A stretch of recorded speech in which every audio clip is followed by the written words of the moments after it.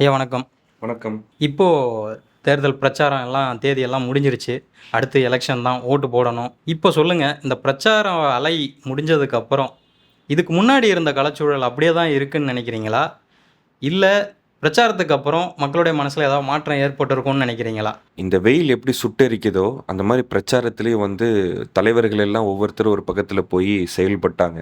சூழ்நிலை அடிப்படையில ஒரு பிம்பம்னு ஒண்ணு இருந்துச்சுல்ல, அந்த பிம்பம் முழுக்க முழுக்க இந்த பிரச்சாரத்தினுடைய இறுதி வடிவத்துல வெட்ட வெளிச்சமாக்கப்பட்டது அப்படிங்கிறது நம்ம சொல்லலாம். ஏன்னா எல்லாரும் ஒரு இடத்துக்கு ஓடிக்கிட்டே இருக்கும்போது, ஒரே ஒரு கட்சி மட்டும் ஒரு ஒரு ஒரு விசித்திரமான ஒரு பிரச்சார யுக்திய பயன்படுத்தினாங்க.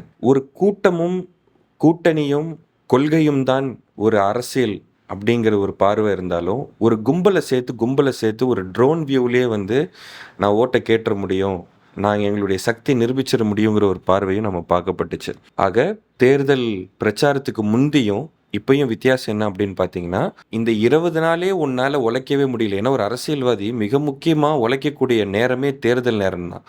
இங்கேயே உழைக்கிறதுக்கு இப்படி யோசிக்கும்போது, உன்னையெல்லாம் ஜெயிக்க வச்சதுக்கப்புறம் உன்னையெல்லாம் நான் தொகுதி பக்கம் பார்க்க முடியுமா? அப்படிங்கிற கேள்வி மாரி தான் அது ஏற்பட்டுச்சு. நீங்க சொல்லுங்க. உங்களுடைய பார்வை என்ன? என்னோட பார்வையில நான் எப்படி பார்க்குறேன்னா, இப்பவும் ஒரு ஒரு சின்ன அதிர்வை ஏற்படுத்தியிருக்கு தான் மக்களுடைய கருத்துக்கள்ல. இதுக்கு முன்னாடி எல்லா கருத்து கணிப்புகளுடைய முடிவுகளும் திமுக சார்பா தான் வந்துச்சு. இப்பவும் ஏறக்குறைய அப்படிதான் இருக்கு. மேபி கொஞ்சம் குறைஞ்சிருக்க வாய்ப்பு இருக்கு. ஏன்னா அதிமுக தரப்புல இருந்து எடப்பாடி பழனிசாமி அவர்களுடைய பிரச்சாரம்லாம் ஒரு முக்கியமான பிரச்சாரமா தான் அமைஞ்சது. ரொம்ப தீவிரமாவே அவர் செயல்பட்டாரு பிரச்சாரத்துல. கடுமையான சொற்கள பயன்படுத்தினாரு. பல விஷயங்களுக்கு எதிர்பாராத பதில்கள்லாம் கொடுத்தாரு. குறிப்பா கால்ல விழுந்த ஃபோட்டோஸ் அதுக்கெல்லாம். ஸோ அந்த மாரி சில விஷயங்கள் கொஞ்சம் மக்கள் மனசு மாறுறதுக்கான வாய்ப்புகள் இருக்குன்னு தான் சொல்ல முடியும். இதுக்கு முன்னாடி இப்போ நம்ம ஒரு அசம்ப்ஷனா வச்சுப்போமே, ஒரு திமுகவுக்கு 180 சீட்டு கிடைக்கும் அப்படிங்கிற மாரி ஒரு மனநிலை பிரச்சாரம் ஆரம்பிக்கிறதுக்கு முன்னாடி இருந்தாலும், இப்போ அதில ஒரு ஒரு 20 கம்மியாகறதுக்கு வாய்ப்பு இருக்கு அப்படிங்கிற மாரி தான் நான் நினைக்கிறேன். எடப்பாடி பத்தி சொன்னீங்க. அவருடைய பிரச்சாரம் அப்படிங்கிறது சுழல்றாரு. ஏன்னா அவர தவிர வேற யாரும் பெரிய ஃபேஸ் வேல்யூ இல்ல. ஆக்சுவலா அதிமுகல எப்பயுமே அப்படிதான். ஒரே ஒருத்தர முன்னிறுத்தி மொத்த கட்சியும் செயல்படணும்னு நினைப்பாங்க. அந்த மாரி தான் கிட்டத்தட்ட இவரும் இந்த பிரச்சாரத்துல செயல்பட்டாரு. நீங்க சொன்னதும் சரிதான். அதே நேரத்துல இவரு பால்டாயில்ன்னு சொல்ல, அவரு கால்ல விழுற ஃபோட்டோவ காட்ட, ஒரு சமயோஜித புத்தியோட அவரு கலைஞர் அவங்க தாத்தாவுக்கு ஏற்ப அந்த ரசனையோட இவரு பேச, அவரு அங்கருந்து அவர் தரப்புல பேசுங்கிற மாரியே போய்க்கிட்டே இருந்துச்சு. குறிப்பா யாரு பெரிய ப்ளஸ் அப்படின்னு நான் பார்க்குறேன் அப்படின்னா, இந்த டிஜிட்டல் மார்க்கெட்டிங் டீம் தான். அடிச்சு வெளுத்துட்டாய்ங்க. டிவிக்கே பிரச்சாரம் போய்க்கிட்டு இருக்குங்க. டக்குன்னு ஒரு ஆட் வருது. ஸ்டாலினே தொடரட்டும், தமிழ்நாடு வளரட்டும்னு சொல்லிட்டு. இந்த பிரச்சாரத்துல நான் ஒரு விஷயம் நோட் பண்ணது என்னன்னா, இந்த முக்கிய தலைவர்கள் இருக்காங்க இல்லையா? எந்த கட்சியிலயுமே சிஎம் ஸ்டாலின் இறங்கி மக்கள் இறங்கி நடந்து கை குடுத்து, அப்படி பிரச்சாரத்த முன்னெடுத்த அளவுக்கு வேற எந்த முக்கிய தலைவர்களும் பண்ணல. நான் உங்கள்ல ஒருத்தன் அப்படிங்கிறத தன்னுடைய சொல்லுல மட்டும் இல்ல, செயல்லயும் காமிச்சக்கூடிய ஒரு தன்மையில இருந்தாரு தான் நினைக்கிறேன். ஏன்னா, ஏதோ ஒரு விதத்துல இது ரொம்ப ரொம்ப முக்கியமான ஒரு தேர்தல். இதுக்கு நடுவுல பெரிய மைலேஜ் நீங்க அந்த 20 பாதிக்கும்னு சொன்னீங்களே திமுகல. நான் நினைக்கிறேன் அந்த 20 25 திமுக கூடுதலா கிடைக்க வாய்ப்பு இருக்குன்னு நினைக்கிறேன். ஏன்னா இந்த டீலிமிட்டேஷன் விஷயத்த நடுவுல பாராளுமன்ற விஷயத்துக்கு ஆமா. நான் அத பத்தி கேட்கலான்னு தான் வந்தேன். டீலிமிட்டேஷன் விஷயம் பிளான் பண்ணது வேற ஒரு விஷயம். அவங்க எப்படியாவது இப்போ ஓட்ட பாதி குறைச்சிடலாம் அப்படின்ற மாரி ஒரு பிளான் போட்டாங்க. பட் அது இங்க கிட்டத்தட்ட நெகட்டிவா தான் மாறிடுச்சுன்னு நெனைக்கிறேன். நீங்க எப்படி நெனைக்கிறீங்க? ஆமாமா. அது ஆரம்பத்துல இருந்தே அந்த நாடாளுமன்றத்தினுடைய ஆர்க்கிடெக்ட் பிளான் போட்டாங்க பார்த்தீங்களா? அந்த 3டி ஸ்ட்ரக்சர் போடும்போது, 545 பேருக்கு எதுக்குடா இத்தன பேர் சீட் உள்ளதுன்னு. அவன் அது கட்ட ஆரம்பிக்க காலத்துல இருந்தே அதுதான் அவங்களுடைய பிளான். ஜெரிமேண்டரிங் ஸ்ட்ரக்சர்ல அந்த பூத் லெவல்ல யார் யாருக்கு எத்தனை ஓட்டு விழுவுது, எந்த கட்சிக்குங்கிற ஸ்ட்ரக்சர் ஒரு ஸ்டாட்டிஸ்ட் நமக்கு தெரிஞ்சிரும். அத பேஸ் பண்ணி அவன் அந்த பார்டர வகுக்கிற ஒரு விஷயம் தான் இந்த ஜெரிமேண்டரிங்.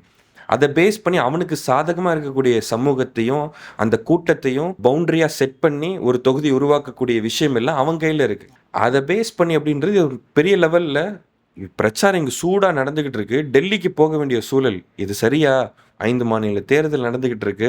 இங்க ஃபோக்கஸ் பண்ணுவாங்களா? இது பேச முடியல. அத பத்தி விவாதிக்க முடியல. ஒரு விஷயத்த விவாதிக்கணும் ஊடகத்துல, மக்கள்ட்ட கருத்து வாங்கணும். இது ஒரு பக்கம் நடந்துகிட்டு இருக்கு. நீ அது பக்கம் சைடுல அப்படியே பைபாஸ் பண்ணலாம்னு நினைச்சாங்க.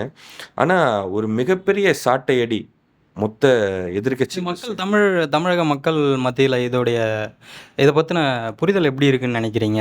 கரெக்டாக புரிஞ்சுக்கிட்டாங்களா? ஸ்டாலின் என்ன நினச்சாரோ அதுக்கேற்ற மாதிரி கரெக்டாக புரிஞ்சுருக்காங்க அப்படின்னு நினைக்கிறீங்களா? இல்லை என்டிஏ நினைக்கிற மாதிரி விமன் பேசிஸில் கொஞ்சம் பாதிப்பு ஏற்படுத்த முடியும் அப்படின்னு நினைக்கிறாங்க? நம்ம ஆளுங்க படித்தவனுங்க 2023 மகளிர் மசோதா நிறைவேற்றியாச்சு. இம்ப்ளிமெண்ட் பண்ணுங்கிற அந்த பொது அறிவு, அந்த சுய புத்தி எல்லாருக்குமே இருக்குது. இப்போ திடீர்னு நடுவில் என்னடா சம்மந்தமே இல்லாமல் எடுத்துகிட்டு வரீங்க அப்படிங்கிறது டீலிமிட்டேஷன் வார்த்தையை மாற்றிட்டா உமன்ஸ் பில். இவர் வந்து மன்னிப்புலாம் கேட்குறாப்புல, ஆஸ்கார் கொடுக்கலான்லாம் கீழே போட்டு வச்சிருக்கிறானுங்க. என்ன சாமி, யார் சாமி இவன் இப்படி நடிக்க? அப்போது ஒரு தெளிவுங்கிறது ஒன்று இருக்குது. ஒரு தேவை அப்படிங்கிறது நீ ஒரு பெண்ணுக்கு கொடுக்கணும் அப்படின்னா இருக்கிறதுலேருந்து கொடுக்கணும். அது இதுக்கு பின்னாடி வாய்மொழியில் நிறைய இருக்கே ஒழிய பேப்பரில் எதுவுமே இல்லை. ஹோம் மினிஸ்டர் சொல்கிறாரு இப்படி செய்யலாம் அப்படி செய்யலாங்கிற அந்த விஷயமே இருக்குது. ஏன்னா பெண்களையும் சிறுபான்மையினரும் பகடக்காயாக வச்சு நிறைய விஷயத்த விளையாடுவாங்கள்ல, அதில் ஒரு உத்தியாக தான் இது பார்க்கப்படுது. தமிழக மக்கள் குறிப்பாக ரொம்ப தெளிவாக இருக்காங்க. குறிப்பாக அந்த லைட்டரில் வந்து அந்த மசோதா அவர் எரிக்கிறது எல்லாமே வந்து ஒரு பெரிய ட்ரெண்டிங் ஆகி பெரிய லெவலில் போய் அது எந்த விதத்துலையும் தேர்தல் முடிவுகளில் எந்த பாதிப்பையும் ஏற்படுத்தாது. பாதிப்பு ஏற்படுத்தும். என்டிஏ கூட்டணிக்கு பாதிப்பு ஏற்படுத்தும். ஏன்னா எடப்பாடி அதெல்லாம் ஒன்றும் இல்லைங்க. அவர் அப்போவுமே சிஏஏ என்ஆர்சிலேருந்து அதெல்லாம் ஒன்றும் இல்லைங்க. அதெல்லாம் ஒன்று இந்த பொத்தாம் பொதுவாக டக்குன்னு தட்டி விட்டு போவாப்புல இல்லை. அப்போ அவங்களுக்கு பாதிப்பு இருக்கே ஒழிய இது ஒரு கூடுதலான ஒரு மைலேஜாக தான் கிடச்சிருக்கு. இப்போ என்டிகேவுடைய ஓட்டு சதவீதம் எப்படி இருக்கும்னு நினைக்கிறீங்க? ஏதாவது வாய்ப்பு இருக்கா? ஏதாவது ஒரு சீட்டு 2 சீட்டாவது ஜெயிக்கிறதுக்கு அந்த மாதிரி ஏதாவது வாய்ப்பு இருக்கா? பாவம் மனுஷன் கத்தி தொண்டையே இல்லாமல் கடைசி நாள் பிரச்சாரத்தெல்லாம் அவ்வளோ கஷ்டப்பட்டார். அவரே சொல்லுவார், ஏன் கத்துறீங்களே அப்படின்னு. மக்களுடைய வாழ்க்கை வறண்டு போகும்போது என் தொண்டை வறண்டு போகிறது பெரிய விஷயம் இல்லை அப்படின்னு சொல்லிட்டு அவரே அதுக்கு ஒரு சமாதானம் சொல்லுவார். ஆனால் பொதுவாகவே மக்களோடு கூட்டணின்னு ஒன்று இருந்தாலும் எல்லாருக்கும் எல்லாரையும் பிடிச்சிடாது. ஒரு ஒத்த கருத்துள்ளவர்களை ஒன்று சேர்த்து களமாட்டுறது தான் தேர்தல். இல்லைன்னு இயக்க அரசியலே நடத்திட்டு போயிடணும். ஒரு பரவலான எல்லா சமூக மக்கள், பலவிதமான சிந்தனை உள்ள மக்கள்கிட்ட காமனான ஒரு விஷயத்தை எடுத்து வச்சுட்டு அந்த பொதுத்தளத்தில் கொண்டு போகும்போது தான் வெற்றி அப்படிங்கிற கனியை பறிக்க முடியும். அது எவ்வளோ பெரிய ஆளாக இருந்தாலும் சரி. ஆனால் அந்த ஒரு லாஜிக்கல் விஷயத்தை வந்து அப்படியே தள்ளி விட்டுட்டு நான் தனிச்சு தான் நிற்பேன் அப்படிங்கிறத வந்து சூரியனை பார்த்து நாய் குறைக்கிறதுக்கு சமம். இப்போ திரும்ப இப்போ இவருக்கு சதவீதம் கிட்டத்தட்ட நான் நினைக்கிறேன் ஒரு 30-40% வந்து இறங்குமுகம் இருக்க வாய்ப்பு இருக்கு. அந்த புதிய வாக்காளர்கள் எல்லாமே தேர்டு ஃபோர்ஸாக டிவிகேவை பார்க்குறேன். அந்த 3வது ஃபோர்ஸுங்கிறது என்டிகே 4வதாக போயிருக்கே ஒழிய அப்படிங்கிற மாதிரி தான் களமும் இருக்குது. ஏன்னா காரைக்குடியில் அவருக்கு ரொம்ப ஸ்ட்ராங்கான வேட்பாளர் டிகே பிரபுன்னு சொல்லிட்டு அதிலே வந்து சீமான் வந்து 4வது இடமா தான் வராரு. அந்த 2 பேருக்கு தான் போட்டிங்கிறது உண்மைதான் போல. என்டிகேவுக்கும் டிவிகேவுக்கும் தான். இப்போ ரிசல்ட் வரும்போது இந்த பெருந்தலைகள்லாம் இருக்காங்க இல்லையா, இவங்களுடைய தொகுதிகளில் ஏதாவது பாதிப்புகள் வருமா? எந்த தொகுதியிலையாவது அந்த மாதிரி தெரியுதா ஏதாவது? எடப்பாடி சமயோஜிதமாக டிவிகே வேட்பாளரே வாங்கிட்டாரு. அதுவும் இல்லாமல் எடப்பாடி அவருக்குன்னு ஒரு விஷயம் இருக்குது. அந்த எதிர்கட்சி தலைவர்னு சொல்லிட்டு அந்த செல்வாக்கில் ஜெயிச்சார். குளத்தூர் சிக்கல் இல்லை, சேப்பாக்கம் திருவல்லிக்கேணியும் சிக்கல் இல்லை. சேப்பாக்கம் திருவல்லிக்கேணி 2 தொகுதி உதயநிதி தான் நிற்கிறாருன்னு சொல்லிட்டு அந்த அறிவு குருடர்கள் அப்படி ஒரு சிந்தனையில் போயிட்டு இருந்தாங்க. ஏன்னா எங்கள் ஆள் மட்டும் இல்லை அப்படின்னு. ஆனால் விஜய்க்கு வந்து திருச்சி கிழக்கு வந்து சந்தேகம் அப்படிங்கிறாங்க. ஏன்னா அது வந்து அவர் ஆப்ஷனில் தான் வச்சுருக்காரு. சென்னை பேஸ்டு சொல்கிறீங்க. நான் அது சந்தேகமே இல்லாமல் சொல்லுவேன், அங்கெல்லாம் வாய்ப்பு இல்லை. ஏன் அப்படி சொல்கிறீங்க? அங்கே நேரு பெல்ட். அது இப்போ நேருவோட பெல்ட் ஃபுல்லாக அதெல்லாம் இந்த இறங்கி அடிப்பாப்பில். அது குறிப்பாக அதெல்லாம் வாய்ப்பு இல்லை எனக்கு தெரிஞ்சு. ஆமாம், அது ஃபுல்லாகவே திமுகவுடைய இதுதான். சரி, அப்போ பெரம்பூரில் கூட நெக் டு நெக் இருக்கிற மாதிரி தான் வந்து கருத்து கணிப்பு வந்திருக்கு. ஆர்டி சேகர், திலகபாமா இவங்க 2 பேரும் வந்து ஒரு கட்டத்தில் ஒரு கலப்பணி ஆட்டுறாங்க. இன்னொன்று இவங்க சில இடங்களை கணிக்க முடியல. ஆனால் அப்படின்றாலும் வச்சு போடுவோம் நம்மளால தானே. அதுவும் இல்லாமல் இப்போ கடைசி 3 நாளில் தலைமை வேற லெவல் பெர்ஃபார்மன்ஸ். ஒரே நாளில் 3 வழிபாட்டு தலங்களுக்கும் போய் நான் சிறுபான்மையினருக்கும் அனைத்து மதத்துக்குமானவன், இன்னைக்கு கூட பேசும்போது எம்மதமும் சம்மதம் அப்படின்னு சொல்கிற மாதிரி சொல்லியிருக்காரு. இது ஒரு குறிப்பிட்ட சில பேருக்கு வந்து அந்த கடைசி நேர பிரச்சாரங்கள் கை கொடுக்கும். சில நேரங்கள் அந்த பார்வை பார்க்கப்படும். இப்போது டீலிமிட்டேஷனை வச்சு ஒரு பெரிய நரேட்டிவ் செட் பண்ண பார்த்துச்சு அவசரமாக பிஜேபி. இவ்வளோ பெரிய உழைப்புக்கு இங்கே பிஜேபியோடைய தலைவர்களுக்கு ஏதாவது பலன் கிடைக்குமா? இங்கேயா அது அவங்களுக்கு பெரிய மண்ணு வாரி போட்ட மாதிரி ஆயிப்போச்சு. ஏன்டா சும்மா இருக்க மாட்டீங்களாடா நீங்கள் பாட்டுக்கு தேவையில்லாமல் ஒரு விஷயத்த ஆரம்பித்து ஒரு விஷயத்த கொண்டு போய் சேர்த்து அப்படிங்கிற மாதிரி ஆயிப்போச்சு. உங்களோட கருத்துப்படி ஒன்றும் பெரிய மாற்றம்லாம் இல்லை.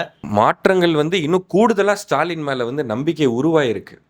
இந்த கட்டத்திலையுமே நீ டெல்லியில் ஏதோ ஒன்று நடந்துட்டு போகுது, நம்ம தமிழ்நாடு தேர்தல் தானே முக்கியம் நினைக்காம அதுக்கு எதிராக உடனே இந்த இடத்துல வந்து அதுக்கு எதிர்வினை ஆட்டினதுன்னு இருக்குல்ல, அந்த கட்ஸை பார்க்குறாங்க. அதுதான் ஒரு பாரம்பரியமான ஒரு கட்சிக்கு, ஒரு அரசியல் தெளிவுள்ள ஒரு கட்சிக்கு, ஒரு தலைவனுக்கு உள்ள ஒரு பண்பு.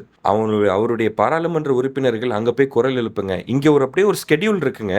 திருமானனுக்கு வந்து ஒரு 8 தொகுதி இருக்கு. அந்த தொகுதிக்கு அவர் செயல்படணும். கூட்டணி கட்சி தொகுதிக்கு போகணும். இதுக்கு நடுவில் டெல்லிக்கு ஒரு பயணம் வர வைக்கிறானு எதிர்பாராம.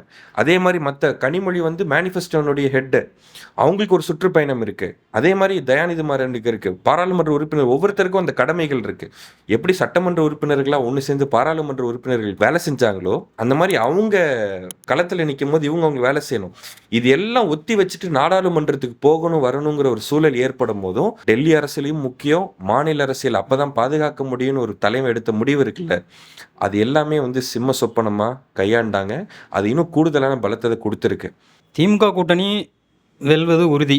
அந்த அதில் எந்த மாற்றமும் இல்லை. சரி. ஆனால் அந்த கூடுதல் இடங்கள் கிடைக்குமா இல்லை கம்மியாக கிடைக்குமா அப்படிங்கிறதுல எனக்கு சில விஷயங்கள் என்ன இருக்குன்னா, இப்போ நான் அதிமுக சைட்லேருந்து ஒரு விஷயத்தை யோசிக்கிறேன். எப்படின்னா, போன ஆட்சியில் மிகப்பெரிய அதிருப்தி இருந்தது அதிமுக மேலே, அதிமுக கூட்டணி மேலே. அந்த எதிர்ப்புகளுக்கு மத்தியிலையும் ஒரு 66லேருந்து 70 சீட்டுக்கிட்ட வின் பண்ண முடிஞ்சது அவங்களால. நான்லாம் எதிர்பார்க்கவே இல்லை. கிட்டத்தட்ட ஸ்வீப் ஆகிடும். முன்னாடி ஒரு தடவை ஒரு எலெக்ஷனில் 4 சீட்டு தான் ஜெயிச்சாங்க இல்லையா, அந்த அளவுக்கு ஸ்வீப் ஆகிடும் அப்படின்னு நினச்சேன் நான். ஆனால் அப்போவுமே அவ்வளோ சீட்டு ஜெயித்தது பெரிய விஷயமாக தான் பார்த்தேன். ஸோ அப்படி இருக்கும்போது இந்த பிரச்சாரத்துக்கு அப்புறம் எடப்பாடி பழனிசாமி மேலே முன்னாடி இருந்த அதிமுக தொண்டர்களுக்கே இருந்த ஒரு சில அதிருப்தி கொஞ்சம் குறைஞ்சிருக்கு அப்படிங்கிறது தான் அவங்களுக்கு கொஞ்சம் நம்பிக்கை வந்திருக்கு எடப்பாடி பழனிசாமி மேலே. ஸோ அந்தளவுக்கு தீவிரமான ஒரு பிரச்சாரத்தை தான் முன் வச்சார் அவர். அப்படின்னும்போது அந்த சீட் இன்னும் கொஞ்சம் இன்க்ரீஸ் ஆகுமோ, முன்னாடி இருந்த அந்த கணக்கு இன்னும் கொஞ்சம் இன்க்ரீஸ் ஆகுமோங்கிற ஒரு இது இருக்குது எனக்கு. அது அந்த ஃபேக்டர் தான் வந்து விஜய் ஃபேக்டர் வந்து உடைக்குது. ஒரு உண்மை விஜய் ஃபேக்டர் நான் வந்து இந்த ரெண்டுக்குமே இல்லாத ஒரு கூட்டம் இருக்குது இல்லையா, புதுசாக ஓட்டு போட வர்ற கூட்டமும் இது எதுலேயுமே கலந்துக்காத, அதாவது திமுக அதிமுக இந்த கூட்டணிகளில் சம்மந்தப்படாத ஒரு கூட்டம் இருக்குல்ல, எப்பயுமே இருக்கும் அந்த கூட்டம். அவங்களுடைய ஓட்ஸை தான் விஜய் ஃபேக்டர் இது பண்ணும் அப்படிங்கிற மாதிரி தான் அபகரிச்சிட்டாருங்க. நம்ம முன்னாடி ஒரு தடவை பேசியிருக்கும் போது எம்ஜிஆரையும் ஜெயலலிதாவையும் அப்புறம் அபகரிச்சிட்டாருங்க. இப்போ வரைக்கும் செங்கோட்டையன் வந்து பாக்கெட்டில் வந்து ஜெயலலிதா ஃபோட்டோ வச்சு தான் சுற்றுறாரு. இன்னைக்கு வரைக்கும் அதிமுகங்கிற வார்த்தையை பயன்படுத்தலை, மற்றும் பல அப்படிங்கிற வார்த்தையை பயன்படுத்தும் போது அதிமுகவும் தனது தான் அப்படிங்கிற ஒரு சிந்தனை தான் வந்து விதைக்கணும்னு நினைக்கிறார். 5 பேர்னு சொல்கிறோம், அந்த 5 பேரை பயன்படுத்துறதே இல்லை. அதை சேர்த்து எக்ஸ்ட்ராவாக அண்ணாவை கூட்டிகிட்டு வந்துட்டார். அண்ணாவை கூட்டு வரும்போது எம்ஜிஆரை கூப்பிட்டு வந்துட்டார், அம்மாவையும் கூட்டிகிட்டு வந்துட்டார். 8 பேர். தனிப்பட்ட முறையில் யாரோ NDTV வந்து இவரை பேட்டி எடுத்தவர்கிட்ட பேட்டி எடுக்கும் போது அவர் என்ன சொன்னார் அப்படின்னா, கலைஞரும் வந்து அவருக்கு ரோல் மாடலு அப்படிங்கிற மாதிரி ஒரு பார்வை. அப்போது காலம் கடந்து சென்ற தலைவர்கள் எல்லாம் வந்து தனக்கான தலைவர் அப்படிங்கிற மாதிரி அவர் சொல்கிறாரு அந்த இடத்துல. அப்போது விஷயம் என்ன அப்படின்னா, அந்த எதிர்கட்சின்னு சொல்லிட்டு நெக்ஸ்ட் வரணும்னு இருக்குல்ல, அதனால 66 வாங்கினாங்க போன தடவை அதிமுக. இப்போ இந்த தடவை வந்து அது பாதியாக போக தான் வாய்ப்பு இருக்குது அப்படின்னு. ஏன்னா முக்கியமாக அவங்க வாங்கின பெல்ட் வந்து அந்த கொங்கு பெல்ட்டு தான். செந்தில் பாலாஜி செயல்படுறாரு. அதே நேரத்தில் பல திட்டங்கள் வந்து மக்கள் வந்து கைகூடி உணர்ந்திருக்கிறாங்க. இது வந்து பெரிய பிரச்சாரமே வந்து என்னன்னா, சாதனைகளை சொல்லி வாக்குகளை சேகரித்தோம் சொல்கிறாங்கல்ல, அது சொல்கிறதுக்கான எல்லா திறன்களும் அதற்கான எல்லா எண்ணங்களும். அந்த விஷயத்தை நான் எப்படி பார்க்குறேன்னா, அது ஒரு முக்கியமான விஷயம். அதுதான் வந்து இப்போ இது வந்து கண்டினியூ ஆக போகுது இந்த பீரியட் அப்படிங்கிறதுக்கான ஒரு அத்தாட்சி. ஆனால் நான் அதை எப்படி பார்க்குறேன்னா, வழக்கமாக ஒரு ஆன்டி இன்கம்பன்சி இருக்கும் இல்லையா, அதை பிரேக் பண்ணுறதுக்கான ஒரு விஷயமாக தான் நான் அதை பார்க்குறேனே தவிர, அது வந்து இன்னும் கூடுதல் சீட்டை கொண்டு வருமா அப்படிங்கிறது கொஞ்சம் டவுட் தான். அதை பிரேக் பண்ணி இவங்க ஆட்சியை வந்து கண்டினியூ பண்ண வைக்கிறதுக்கான ஒரு ஃபேக்டராக அது இருக்கும். பட் நான் சொன்ன மாதிரி அதிமுக தொண்டர்கள் மத்தியில் ஒரு சின்ன நம்பிக்கை வந்திருக்கு. எடப்பாடி பழனிசாமி மேலே. அப்போது அந்த சீட்டு எண்ணிக்கை இன்னும் கொஞ்சம் முன்னாடி 66ங்கிறது இப்போ ஒரு 80 வரைக்கும் கூட வர்றதுக்கு வாய்ப்பு இருக்குது. நீங்க சொல்ற அந்த சீட் லிமிட்டேஷன் அப்படிங்கிறத வந்து இந்த டீலிமிட்டேஷன் உடைச்சிருச்சு அப்படின்னு நான் சொல்ல வரேன். ஏன்னா அதை எதிர்பார்க்காதது. நியூட்டனுக்கு எப்படி ஆப்பிள் விழுகும் போது அந்த தியரி உருவாச்சோ அந்த மாதிரி மோடியும் அமித்ஷாவும் போட்ட அந்த டீலிமிட்டேஷன் அப்படிங்கிற ஆப்பிளை கிரியேட் பண்ணி இன்னும் அவருடைய தியரி அவர் ஸ்ட்ராங் பண்ணிட்டார். யூஸ் பண்ணிட்டார். ஓகே. ஆக நல்லா சிந்திச்சு வாக்களிச்சா நிச்சயமா நம்மளுடைய எதிர்காலத்தை நாம் பாதுகாத்துக்கலாம் அப்படிங்கிறது தான் வந்து நம்மளுடைய கருத்து. சரி, பார்ப்போம். இன்னும் ஒரு நாள் தான் இருக்குது எலெக்ஷனுக்கு. எலெக்ஷன் முடிஞ்சு மறுபடியும் ஒரு தடவை இந்த மாதிரி உட்காருவோம். எக்ஸிட் போல் எப்படி இருக்குன்றதை நம்ம பேசுவோம். சரி, ஓகேவா? நல்லது. தேங்க்யூ. நன்றி.